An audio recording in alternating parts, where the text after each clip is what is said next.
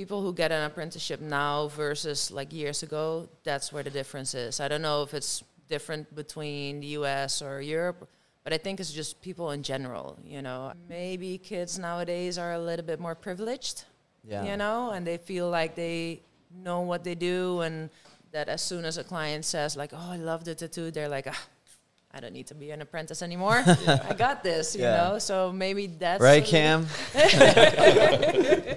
Did that happen to you? I still hate all of my tattoos. Yeah.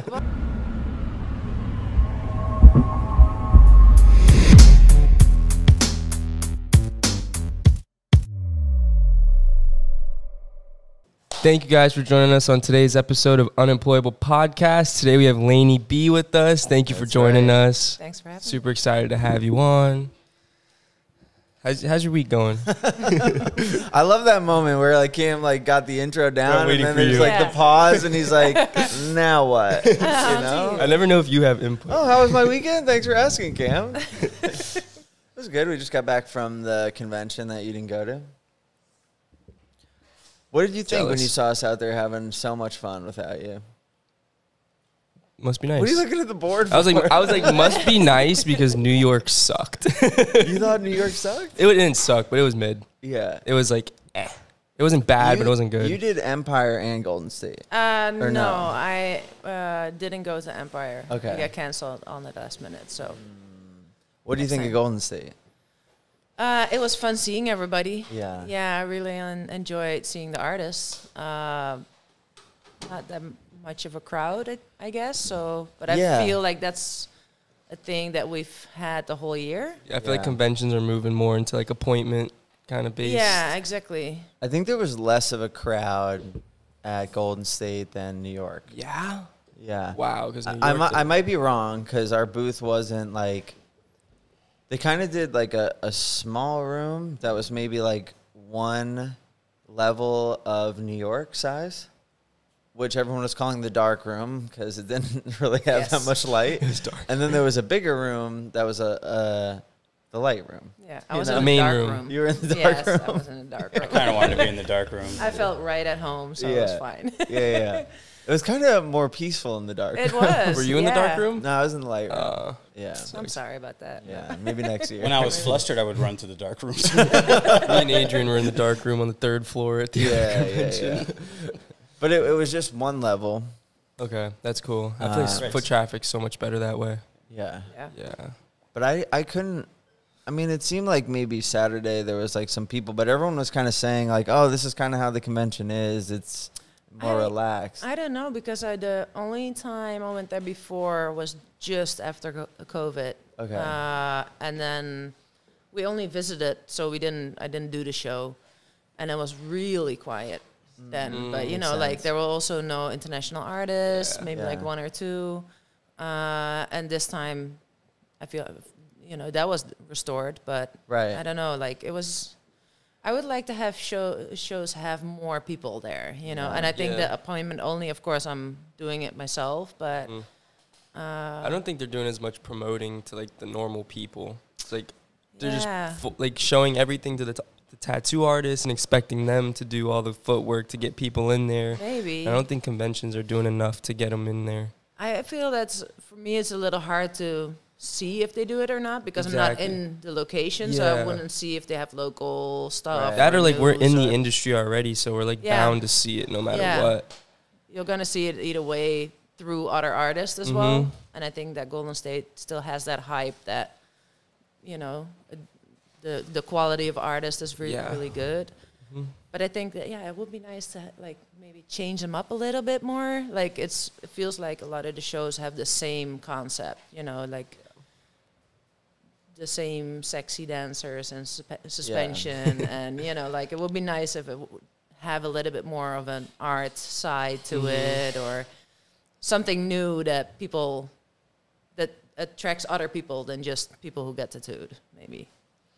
Yeah, we had Stefano on, I don't know, a couple weeks ago. The week before the convention. Yeah, and like he was always saying like, number one thing is get the best artists. Yeah. You know, which I think they like you said, they have, you know, that reputation. there were amazing artists there. Like even watching the tattoos that were like being entered or just being amazing around, you know, was cool. A lot of people are showing up doing like collabs and essentially giving up their whole weekend to just try to create something new, right? But yeah, the foot traffic was low, especially in comparison to other conventions or like venues we've seen, and I like it. But I get it because it's like maybe like everyone at these shows is just booked, so like no one can get tattooed. Exactly. Well, that was one of the things that Gods of Ink, for example, tried to do. Like Mickey told everybody, like it's not about the 3 days already booked appointments. You know, it's also about you getting there and being open to at least tattoo somebody. Yeah. You know? I think that's part of the convention, like interacting with people. Yeah. That's what you're going there for. Yeah, like, you can be booked out and tattoo at home, you know? But isn't that a little bit... I find it always funny that when we do conventions and there's so many artists who are like a little antisocial, you know, they're like, oh, I don't, you know, really want to talk to people. Like, and they like sit in a corner back facing the crowd, you know, and it's like, yeah, I get it. We all feel like that sometimes, you know, but at the same time, people do get there as well to, you know, talk to you and, you know, I don't want to be headphones on in a corner. And that's like, probably like main reason we go to convention is to meet people, make connections, and like interact with what's going on, you know? Yeah. Yeah, and even seeing like some people in the crowd, they'll be like, oh, I didn't want to bother you or something, right? True. And I'm like, no, like you should bother everyone here. That's what we're here for. Yeah. So many people will thank you for that. And, you know, it's like people are showing up here to be part of, hopefully. I know it's not always true, but I encourage all the visitors to bother everyone. Yeah. You know? Well, maybe bother to a certain extent, you know, don't hover over the tattoo or something. That's maybe... But like, go say hi, like, for sure. you know, stand behind the table and wave. Yeah, they think like a wave is like interrupting everything you've done. Have a little conversation or, you know, that's why I always bring Robert, because he's always talking to people and, you know, asking them. But some conventions we noticed, because like this year we've been doing a lot of U.S. conventions. And it's been different than the Europeans as well. Yeah. Because over here, we noticed that he will be, like, at the front of the table and trying to talk to people. And he's like, hey, how are you doing? People are like, and then just walk off. And we're like, well, we're not trying to sell you anything or something. You know, we're just trying to have a conversation. So it's been, getting and you think in Europe maybe people are more open to just kind of talk and hang out? I don't know. Maybe it's our enthusiasm or something that's like different from here. I don't know. You know, so but it's definitely not every convention. I feel like Philly was a little difficult. What was difficult about Philly? The people. There's a lot of people. There was a lot of people, but I don't know, a little different crowd, I guess. I don't know if I can say that. But it's all those Northern Americans. I don't know. Like it was strange because I had, you know, I do full color realism, and I had a lot of people with dark skin walk up to the booth, and they're like, "Yeah, I want this. Can you do it exactly the bright colors?" And I'm like, you know, it doesn't really work like that on your skin because, you know, it's a dark tone and we're tattooing in the second layer of skin. So the first layer is going to cover it. And they're like, oh, you're so racist. I'm like, no. Really? Really biology, you know, like that's not. So, and versus Atlanta, they were like super nice. You know, they were like, oh, thank you so much for telling me. That's so cool. You know, like... Oh, I never knew that. Nobody explains it to us. And it's like a totally different vibe to it. So I don't know if it's like cities. Those fucking Philly people, bro. Yeah, they're savages. Please don't cancel me. That's like that area, not like Philly, but that Northeast, that's where I'm from. Yeah. They're just mean people. Yeah. But I love mean people. Me too. I love them. I have this one client, and she's from New York, and her accent, she sounds like an Italian mobster. Oh, you know, like a New York Italian mobster. And she's like, fuck this Like she's like super direct, right? Which I love because I'm pretty direct myself, you know. So no, how do you call that? Silk gloves or stuff like that. Beat around the bush, wasted time. Don't do that. Sugarcoating. No sugarcoating, which I love. And then I noticed that that's really in the U.S. that we've been noticing a lot since moving here is that the cities or the states are really like countries in Europe. They have their own ways, their own, accents, and still the same language, but different. Yeah. It'll like take me a second, like if I go back up to New York or New Jersey or parts of Pennsylvania, because like being down here, it's like one way. And then like I'll go up there, like I'll be in New York, I'll bump into someone who'll be like, fuck you. Yeah, and exactly. I'm like, I'm home. Like, fuck you, you fucking, Wait until I get in my car. You just hear some words, bro. Don't they have a scene of him coming to America and he wakes up and goes, good morning. And he's like, fuck you. Fuck you too. See, that's how we feel as well. Especially when there's, like, for example, in Vegas, they have something that I've never experienced before is that when you walk past each other, they're like, oh, sorry.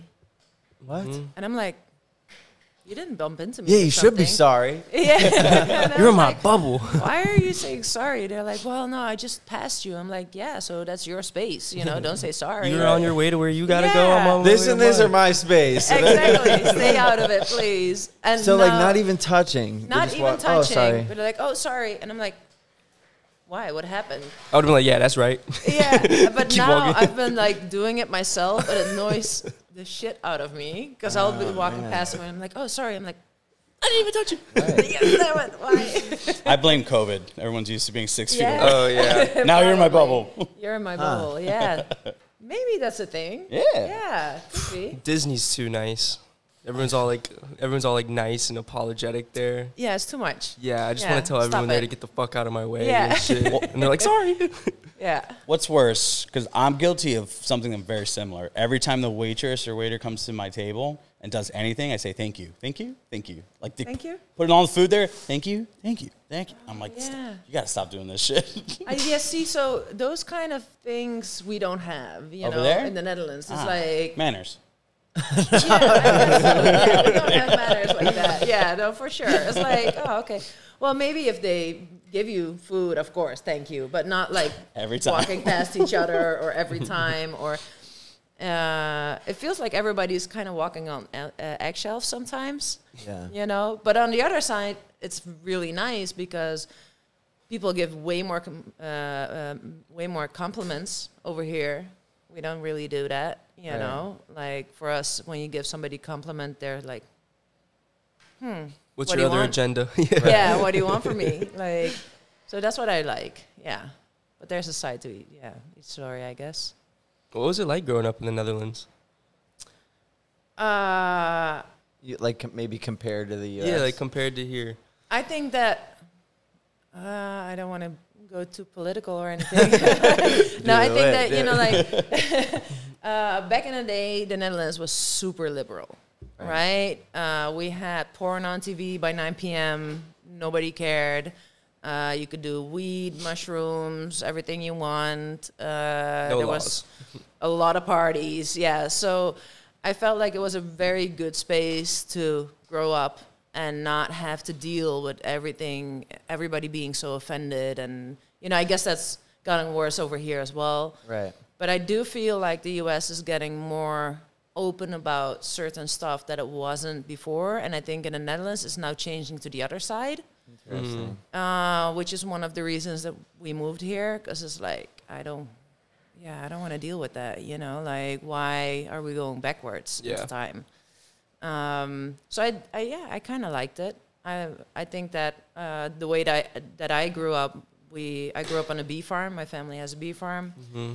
And we had our own place, our own ground, and it was really nice growing up there. It was like this fun bubble, and Was it more of like small town quiet? Yeah, for sure. Yeah. And then a lot of your family are artists, right? Yeah. Or like an artistic... In an artistic way, yeah. My mom works with flowers. She makes the most beautiful dishes with flowers and grows them. My brother is a landscaper. My father is a beekeeper, but he also draws amazing, like, realistic trees and stuff like that. So, yeah. Well, so then where did the flower tattoos come from? I have no idea. Yeah. Yes. It's interesting how that worked out. Yeah. Yeah. Totally rebel. Right. Family, yes. Totally different direction. Yeah. Are we just going to skip over that her dad's a beekeeper? Yeah, beekeeper. Okay. Ask away, Danny. Yeah. Yeah. Did you ever see him in action? Where did he have said bees? Well, we have about 100 hives, so a lot of bees, a couple of million. And my brother and his wife are going to take over the business. She's a beekeeper as well. And growing up, of course, I had my own little beehive with my dad, and I did that, you know. Got stung a million times, of course. So that was fun. Are you immune now? If one were to sting you, would you be fine? Doesn't even penetrate. Yeah. Well, I haven't been stung for a very long time, though. But I do think that getting stung by a bee or a wasp or whatever is more like the initial shock than anything else. You know, it doesn't hurt that bad. So, and after a while, when you get stung a lot, you get pretty much immune for them. So, yeah, it wasn't too bad. Yeah. Nice. Yeah. We don't have many bees over here, or beehives. We got wasps. Wasps. They can be. That's what got me. Yes, they can be very annoying, but very useful as well. Not when they're stinging you in the head multiple times. True. I went into my little cousin's playhouse because she wanted me to go inside. As soon as I stood up, almost to make a joke like I can't fit in here, I hit a hive. Yeah, they don't like that. No. I found that out real quick. The worst part, I think, worse than the stings. Sorry. Thank you. Was pulling out the stingers. My mom and like my aunts were just taking it because I got stung. I think Oh. Yeah, it was. So he probably already stung a couple of times then, because usually wasps don't lose their stingers. They lost their shit. I don't know if I woke them up or. Yeah, he was like, I took that shit. It was a breaking and entering. They were just protecting their property, I guess. I think that growing up between the bees was very, very cool. Yeah, I think that they're like super intelligent little creatures, and they've been here for millions of years, you know, so they have figured some stuff out. Yeah. Like how to sting Danny in the head. Yeah, exactly. Yeah. Don't come into my house. So then you guys just moved to Vegas. Yes, we did. Right. And was it Netherlands to Vegas? Yes. Okay. Yeah, it was an interesting move. This year. Right. Took us about half a year to get settled in. We haven't been in the house a lot since we've been traveling a lot. But yeah, it was interesting to move to a different continent. Yeah. Yeah, it wasn't easy. And then obviously you started tattooing in Netherlands, right? Yes, I did. So one, how was that? And have you noticed some differences about your like apprenticeship or upbringing compared to what you've heard or seen in the U.S.? I think that, you know, with apprenticeships and stuff like that, mine was very interesting. So you did an apprenticeship? Yeah, but super short. Okay. Yeah. Super short. Yeah, I actually started the studio with my teacher. Yeah. And I just started tattooing. Like, I did a couple of tattoos. And one day I came to the studio and he just disappeared. Wow. Yeah, so, and then... Your training is complete. Yeah, it's like, whatever. Well, he told me that he found it difficult because I was very social and he wasn't, and my apprenticeship was going too fast, so he was afraid that I was going to take his clients. And I was like, nah, we'll be fine. Wait, so did he leave and then later explain this to you? No, he told me up front that's what he was fearing, and I was like, no, you've been tattooing for 9 or 10 years, so not going to happen. And then, short after that, he just up and left. Okay. But the lease was in my name. So I had two choices, either to go for it and see what happened, or to like stop the studio and have like a 5-year depth on my name. So I was like, nah, I'm not doing that. Yeah. So I went for it and kind of turned out okay. Yeah. I guess. Yeah, I had like a 2.5 year waiting list after a half a year. So that went really good. Was that like a lot of pressure at the time? Way too much. Yeah. Way too much. Yeah. I would never recommend anybody having that long of a wait list. That's ridiculous, you know? So I didn't like book for like 2 years, and then it was back to normal. Right.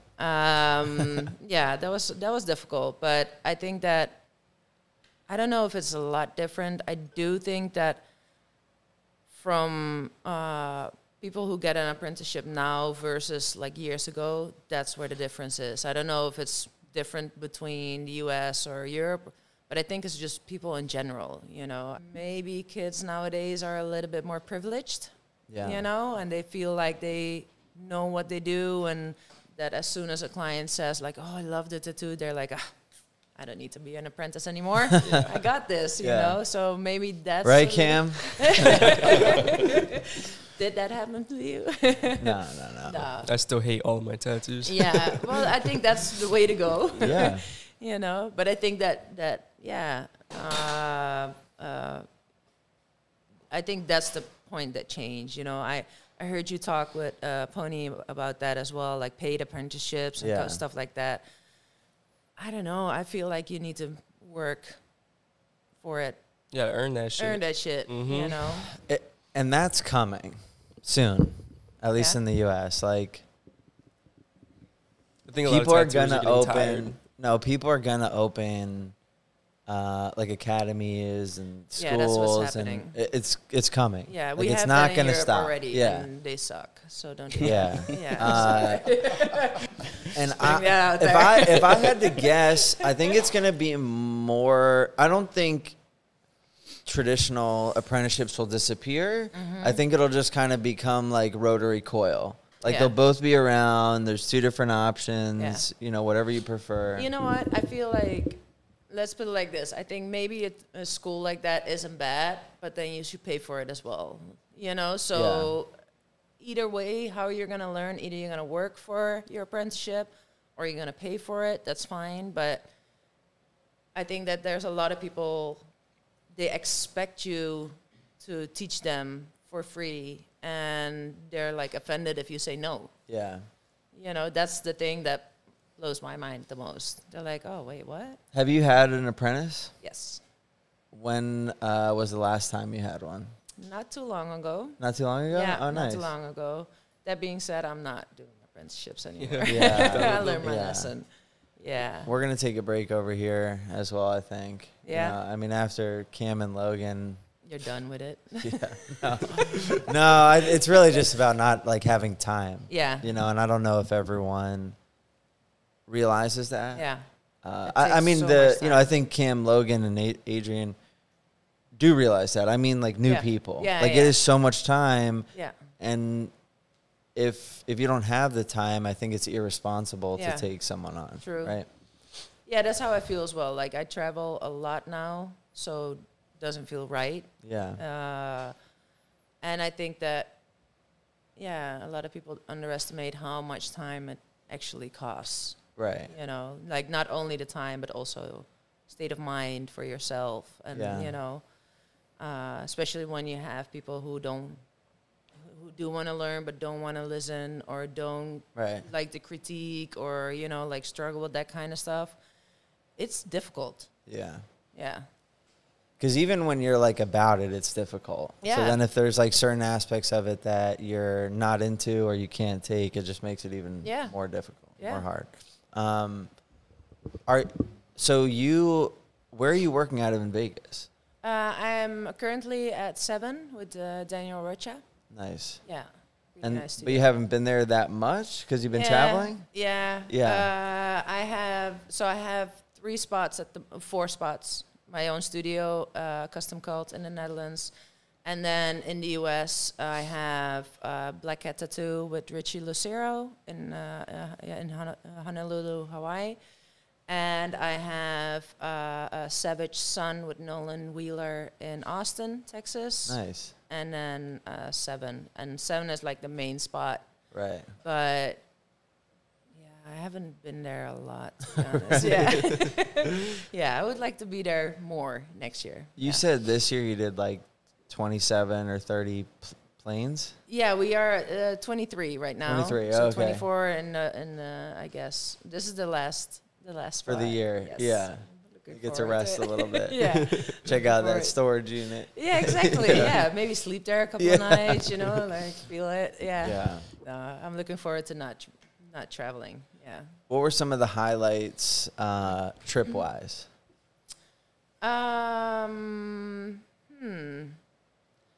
Well, I always enjoy the guest spots a lot. Yeah. You know, Richie is a very good friend. I love his spot. Gods of Ink. Right. The convention, I think that was the highlight so far. Right. Yeah. And tell me a little about the Gods of Ink. Had you been before? No, this was the first time. Nice. So, congrats. Thank you. Yeah, happy about that. I did the organization. So Mickey Violetto did the London show, which I think is the most prestigious in the world when it comes to tattoo conventions. I did talk to him twice about joining that show, but then the first one we had a mix-up with me being in a booth that wasn't my sponsor, and like we couldn't do that. Wait, what do you mean? So I was gonna tattoo Mike DeFries. Yeah. But he was with Bishop, and I'm sponsored by FK, and that was like. Oh, they were weird about that? Yeah, there was like that was a little thing. So okay. I was bummed out. But there was like so it ended up, Mike told me like, oh shit, I didn't realize that you were with FK. Yeah. So, because I was going to tattoo him with the FK machine, of course. Oh, okay. I was trying to figure out. Okay. Yeah. So it's like, okay. That's like graffitiing over someone else's territory. Yeah. I was like, well, I didn't realize it was the Bishop machine. Yeah. I'm going to screw over my sponsor. So, you know. See, I was thinking like you had your booth, Mike had his booth. And I was like, who cares? Oh, no. I was going to be in his booth. Gotcha. Yeah, so that didn't work out. Yeah. And then the second time, COVID hit. Yeah. So, and then he announced that he wasn't doing the show anymore. So I almost cried. I was like, well, there goes that. Yeah. And then Gods of Ink. He came out with Gods of Ink. And I was like, yes, that's it. Right. So I ended up joining FK Irons. Yeah. And yeah, it was amazing. I won third place best color, and with a tattoo that I did on my brother. Nice. So awesome. that was even better because he joined me to the first convention I ever did. Yeah. And now to the best. Fuck you know. So I was like, yeah, that was a beautiful moment, and I really did not expect anything over there because my brother was like, yeah, we're gonna win something, and I'm like, no, no, bro, not gonna happen. He's like, yeah, we are. So that was a really nice thing, and I think that beats every other award or thing that I won or did, or because it was so meaningful to do it with him. Yeah. Of course. Yeah, that was nice. Yeah. That's where we first met, was at an FK party, right? Yeah. Yeah, I'm in sure Miami. Bishop will love me saying that. But yeah, that was cool. Yeah. So the you trickiness. What's that? It's so tricky. I went for the drinks. I think everyone knows that. Yeah. Whatever. Who cares? So you have a bunch of sponsorships, but let's talk about FK for a little bit. Is that a new sponsorship, or you've participated with them for a while? For a while. I don't know since when, but it's been years already. Was it Milano? 2017 or something? Yeah. So, which was a surprise because I didn't even know that they knew that I existed. So, and then Gaston walked up to me and he's like, "We need to talk during the break." I'm like, I guess. I don't know. Were you using an FK already? Huh? At that time, were you already using an FK? Yes. Okay. Yeah. At that time, I was using the Zion. Nice. And they asked me to be in a pro team. I was like, fuck yeah. Yeah. Yeah, that's amazing. Yeah, I've always loved their machines, so I'm really happy with that. What does it look like if you're someone on their pro team? Well, You know what? With any sponsor, I think that, so at conventions, for example, I got asked like every time, a million times, like, what do I do? And a lot of people think that a sponsorship is just free stuff and that's it. Right. But like, what do I do to get sponsored? To get sponsored, gotcha. yeah. And I'm always like, don't approach it like that, because I feel like a sponsorship goes both ways, you know? Yeah. When you have promoted them for a while and used their stuff and bought their stuff, then a promotion, a pro team, comes up, you know, not just like, I want free stuff. Yeah. How can I get it? That kind of vibe. Because I think that the amount of, let's say when it comes down to money, I feel like I still invest just as much as they do in me. You know, of course I get the free machines and I get them before anybody else gets them. So that's really nice. And you get to like test them and talk to the team. And when you have ideas, you can discuss it with them. And you do like photo shoots, parties, you know, like promotional stuff as well, conventions. But people do forget that, you know, like editing clips for your sponsor takes time. Traveling to conventions, you know, flights, hotels, that kind of stuff, it still costs a lot. So I think it should be like a win-win for both sides, you know, with each sponsor. It's not just like, let me get that free stuff. And Yeah, I think most of the time the artist does more than the company. Yeah. Not all the time. Yeah. I think if you're happy with your company, for sure. Yeah. But no, and I think that's good. Yeah. And I think usually that's the result because the artist enjoys the product. Yeah. So they're going to do that anyway. Exactly. You know, and you know, you know, obviously with someone like you, you know, you're this awesome person, you do this great artwork, people look up to you, they see you using this machine, they're going to buy it. Thank you. Right? It's what it is though, right? Yeah. Maybe not Cam. They might see him use a machine and get the opposite one. Can't use that one. But no, I think that's great. And the FK party was interesting. And everyone always makes fun of me because I, of course, use all the companies on the other coast, and there's so many companies like right here. It'd just be so much easier.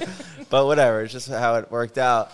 But checking out that party, I was like, oh, this is interesting. It's kind of different. Yeah. You know, it's kind of cool. Yeah, like they flew people in. They did this kind of Q&A. Yeah, they did everything for us. Yeah. I would like to see people build on that idea. Yeah. I think for it being the first one, it went great. Obviously, there's a lot of things they can improve upon and they did do it. Before, I think. Really? They said it was their first one. The party, yeah. Okay. Yeah, but like the innovation day / week, they've done that a couple of times. Interesting. But the party where like all the local Miami artists got invited, and us sitting in front of the audience was interesting. Yeah. That was it was fun. It was fun. You know, it's always a little bit difficult, of course. Right, for people that weren't there. I mean, there was a panel, essentially, a bunch of different pro team members came in, and you guys, I guess, did like question and answer Q&A type stuff, right? Yeah. Okay. Yeah. Did you know you were going to do that? I did, but I didn't know there was going to be that many people. Yeah. So I was like, oh, okay. Don't say something stupid. Exactly. Yeah, it was a little stressful at the moment, I guess, but it was fun. It was definitely fun meeting everybody and meeting you guys, and that was nice. It was interesting for me to like see the different personalities, which I'm sure that was attractive for like anyone going. It's like, okay, you know, maybe I've heard of this artist, whatever, let's see how they were.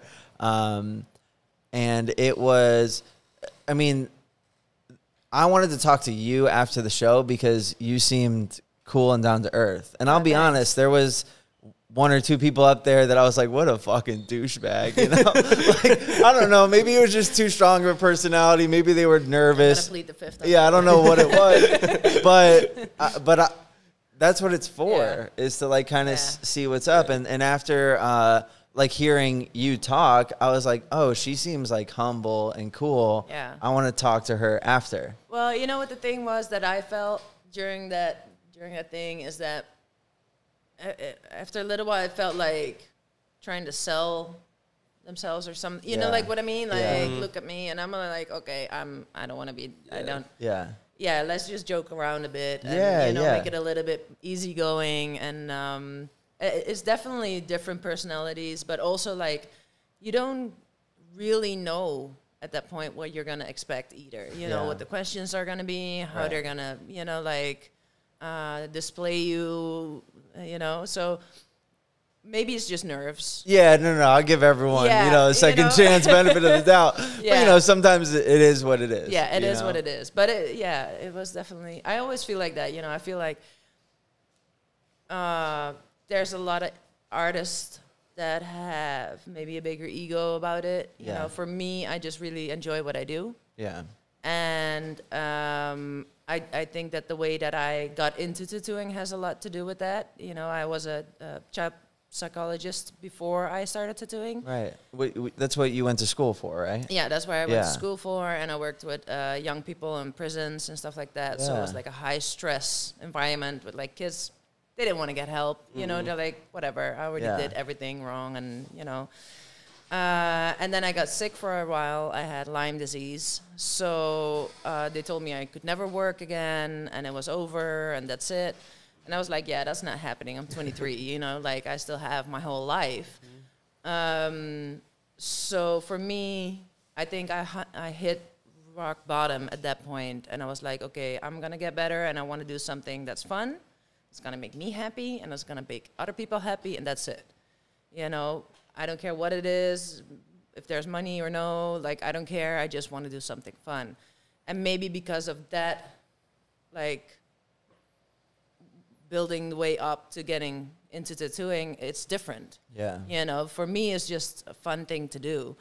And I think I'm very critical of myself, so maybe that's why, you know, like, I want to keep improving and stuff like that. Yeah. And I always did, you know, compare my work with the best artists out there. So, you know, you do get that competition feeling and everything like that. But at the end of the day, it is art, you know, it's making people happy. It's like telling their story in their work, in your work. So to have a whole ego about that is a little strange to me. Yeah. You know, like, why? Just do you. Like, that's enough. I know. I mean, I understand. Like, I try not to hold it against people. I can see how it's there. You know, like a lot of people... especially like us that have been tattooing for long enough to see the change. It kind of was nothing. You weren't really going to make money. You were doing it because you love it. And then the industry changed, right? So it's a lot of these people. It's lawyer money now. Like, yeah, bro. Like, it's a lot of these people that kind of maybe were doing nothing or not much or just in it for love. And it's like, boom, shot up. Yeah. Right? And then you have these conventions. All of a sudden there's this like thing and everyone's like, oh, you're the best. You're the best. You're the best. It's easy to like fall victim to that, you know? I guess so. Yeah, it depends on personality, I guess. Right. Like what I mean, like, think about some of the personalities that are in the industry. Yeah. Like, of course they're going to fall victim to it. Sure. They were doing that before they even started tattooing, you know? But For sure. Yeah, there's definitely people. But I get it, and I like your story because it sounds like, and correct me if I'm wrong, you know, you grew up, you went to school, you know, I'm going to do this. Yeah. You got sick. Yeah. All of a sudden, you know, there's some time to reflect and reevaluate. Yeah, exactly. What do you want? And you're kind of like, fuck this, I'm going to do what I love. Yeah. Right? Yeah, exactly. And that's like what inspired it because like I love this. Yes. Some of us come into the industry because it's our only choice or we don't want to get a real job or like different motives, right? Yeah, that's gonna not be fun if you think it's not a real job. Yeah. I don't don't know if I like. I feel like a lot of people that I like came up with or did my apprenticeship with, they're like, yeah, I just didn't want to get a real job. Like that was their answer. Yeah, for sure. I was like, I fucking dropped out of college. Yeah, whatever it is. Dropped out of art school. Or and whatever. now it ends up you doing like social media and all of that. Like, and I wanted to touch on something that I saw on your website that I thought was super cool, where you broke down how much time actually goes into one tattoo. I thought that was the cool. Yeah. Did you see it? I didn't actually. I read the bio. But I did. So, yeah. I mean, if you care to go, like, just like between the drawing time, the prep time, the research time, like this 8-hour tattoo ends up taking 22, 24 hours out of your day between posting and.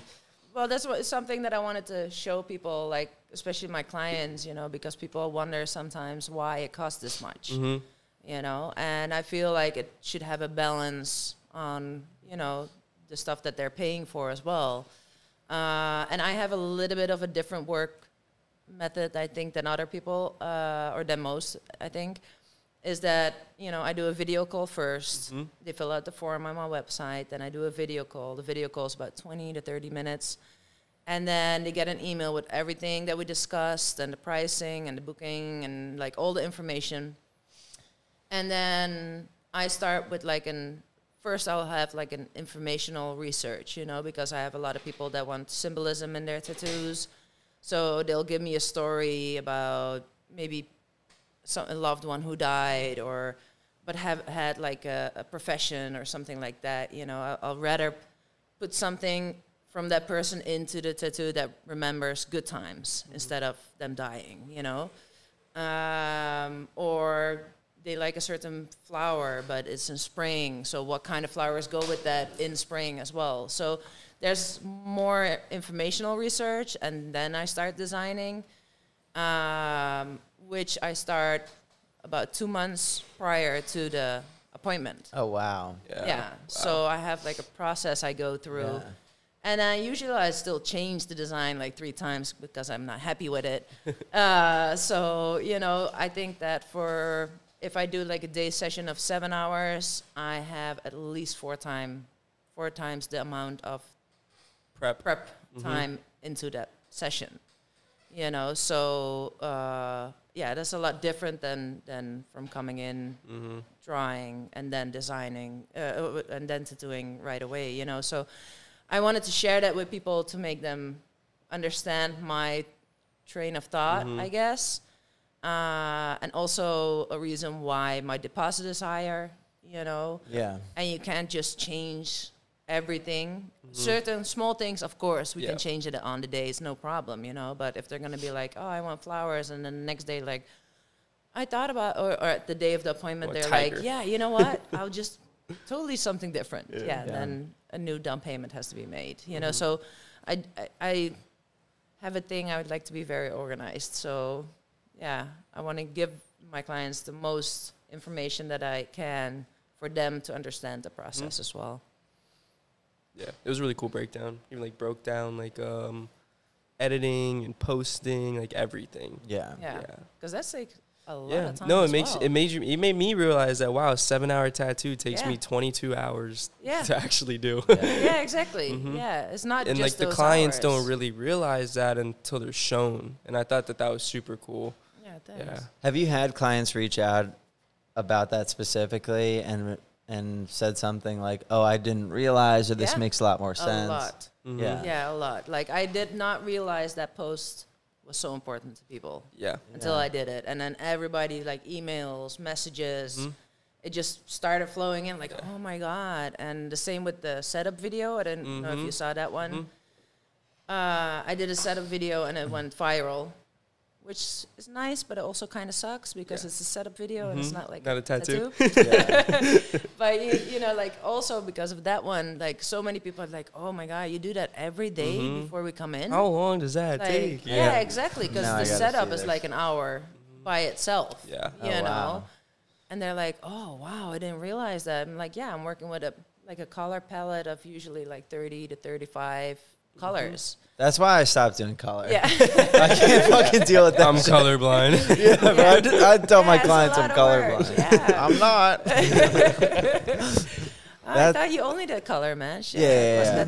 Yeah, I use like blacks, whites. Yeah. Some like grays, dark gray, light gray. Seal a deal with SANIDERM. This is the shit right here. This is the only tattoo aftercare product I use on my clients. If they walk out the door without it, I don't feel safe. I don't know about you. If you care about your tattoos at all, you need to use this product.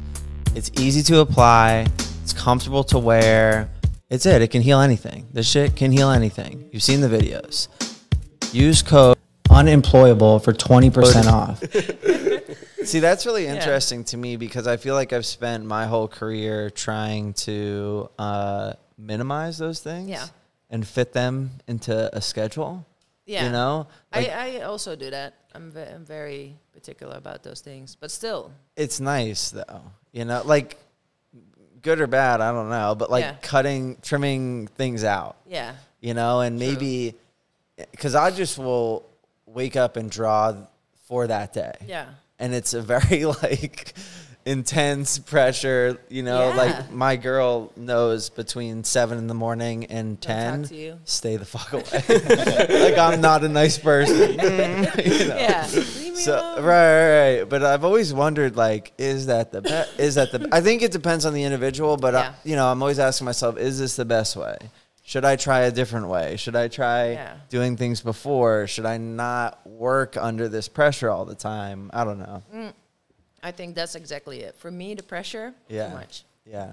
You know, I can change small things about a design, but to have to do the full design and then do the design until I like it, like that's too much pressure.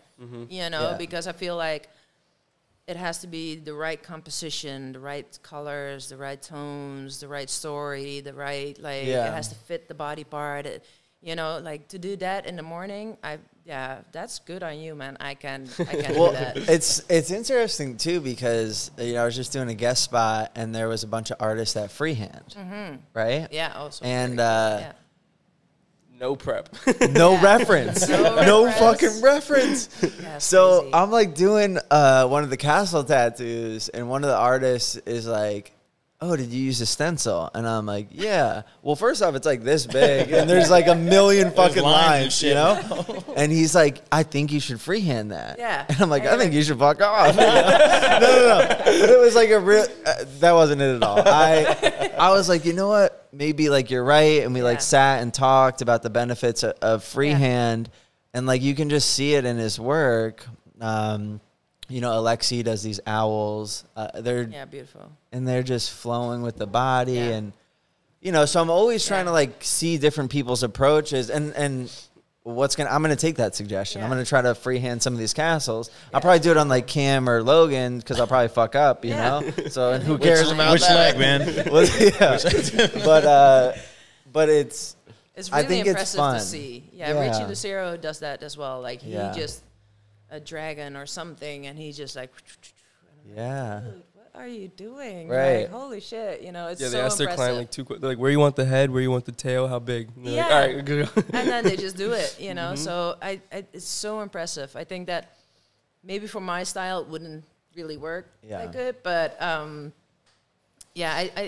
think it is definitely about organizing and which. Normally we'll suck at, you know. Yeah.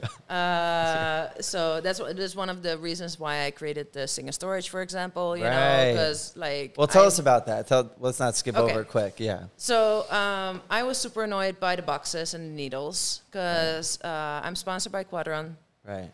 And the boxes still, they all look the same, you know.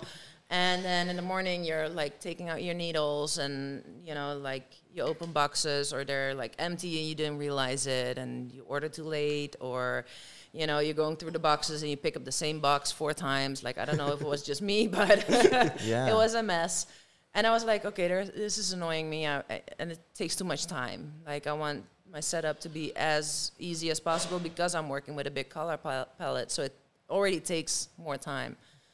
And then I was like trying to create stuff, so I made like this big wooden box first, And I was like, this is going to work, but it didn't because the needles got stuck and they just hang in there. I'm like, oh, okay, it didn't work. I'm like, okay, I'll make one out of plexiglass. I don't know if you ever tried gluing plexiglass, but like they're not really, they're super slippery and like they move and it was a joke.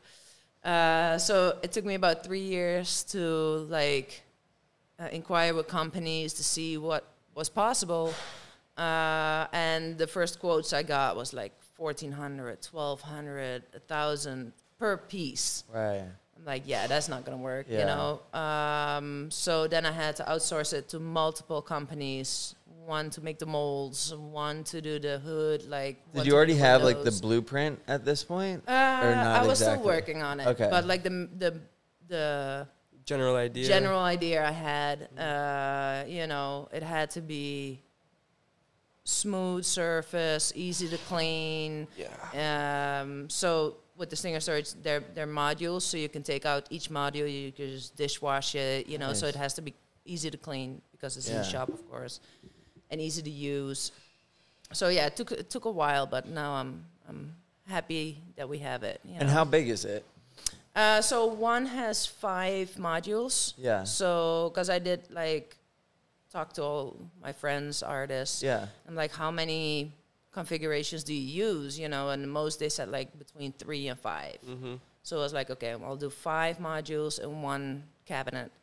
But then on the back, there's like these little hexagon plates, which you can adjust adjust the location, and then you can connect another. Nice. Mm-hmm. So at the end, if you want to have 15 or 20 or whatever, it doesn't matter. You can just like, it seamlessly goes together. So essentially, it's like cartridge dispenser. Yeah. And then is it something that goes in your drawer or you hang on the wall? You can hang it on the wall. Nice. Because I think that's easier because we have a lot of shit everywhere. Right. So, yeah, you just hang them on the wall. You can also, like, put them on a table or something like that. But I think it's easier, you know, to take off the hood and everything that it doesn't tip, you know. Better to keep it on the wall. Yeah, so as easy as possible. Yeah. A lot of people ask about my setup and the ink I use. All I use is Allegory ink. We have the white, the black, and the ultra black. This is my total setup right here. Get yours at allegoryink.com. We got a discount code for you, unemployable, for 20% off all their ink. Again, allegoryink.com. Yeah. How long have you been using it now? When did I have it? 2019 we launched it. Yeah, wasn't the best time just before COVID. So and they have it. We have Bishop and Eternal as resellers. I saw that you were working with Nexus to get that going. Nexus, and we have Magic Moon in Europe. Nice. So my own website is currently offline. Okay. But we do have an Instagram, so people can still DM me. Yeah. But, yeah, moving to the U.S., I did not have time for that. Yeah. So it's a little busy. So you have done a couple products. So you've done this one as well, pillowcases. Yeah, the pillowcases. What's the newest product? The pillowcases. That's the new So thing. how did that come into play? So I think the idea behind it is that, you know, I feel that maybe this is my psychology background, but I once had a teacher and he told me like I need to appreciate myself more and see more beauty, you know. So he gave me an assignment and he said like, you have to stand in front of the mirror every morning and you have to name one thing of yourself that you find beautiful. I was like, well, that's going to be short, you know. Like, I'll just name 3 things, 3 days, and be done with it. He's like, no, you have to do it like 100 days. I'm like, 100 days? Like, and I did take it serious, and I had no idea why he made me do it, so I was kind of annoyed by it. But at the same time, I did it, and sometimes I would stand there like for 10 minutes, like, really? Yeah. I'm done, you know, because it had to be a new thing every day. And I did keep on doing it, and I noticed that my state of mind started to change because I started to look at things to find beauty instead of like talk shit about, you know, the way that you look or the way that you feel or stuff like that. So that's what I've been doing with tattoos, kind of. You know, I've been noticing that a lot of people, they want to look at themselves in a positive way, you know, and when they have beautiful tattoos, it changes the way that they look at their body. Yeah. Because now they're looking at their body like, oh, look at this. Oh, it looks so nice, you know, so it makes them happy. And that's how I feel with home decor, you know. I always try to make my house like this Zen kind of sanctuary that everything that I see makes me happy, you know, even if it's a memory or, you know, like whatever. I try to keep work away as far as possible, you know, so that you don't look at something and you're like, oh, I need to do this, or oh shit, I have to go there, blah blah blah, lists with stuff that they have to do. So that's how I came up with Be Zenity, and that's my newest project. So I'm gonna have like it's a new brand / web shop, I guess. The first things that I made was pillowcases. Yeah. So my art is on them. They're like a velvet feel. Right. And I wanted to do something different. Then, you know, I've done prints and shirts and that kind of stuff. And I was like, yeah, I need to do something new, you know. So that's why pillowcases. Because I just like the comfiness at home. And I want to build on that. So it could be nice in the shop, too. Like you have couches. For sure. Yeah. Right? Yeah, so, yeah, some home decor. Will we see more stuff like that coming out, you think? Yes. Bed sheets? Yes. I need a blanket. Bed sheets. I need a Lainey Bee blanket. Yes. Shower curtains. I mean, the list can go on. Ooh, shower curtains a good one, right? man. Yeah. I'm working on throw blankets for on the couch, bedding sets, like it's all in the works. So I'll be dropping new stuff as we go. For now, it's the 2 pillowcases. Oh, yeah. Hell yeah. Which are sick. You guys should check them out for sure. Yeah, for sure. Thanks. I hope you guys are enjoying this episode of the Unemployable Podcast. We have the Unemployable t-shirt. It's okay. Also, we have a variety of other clothing on the modelcitizenapparel.com. You can even use discount code CAMSUCKS for 10% off. Why are you guys standing behind me? Lainey, thank you for joining us. It was a pleasure. Thank you for having me. Thank you guys for tuning in. Thank you for watching Unemployable Podcast, and we'll catch you guys next week.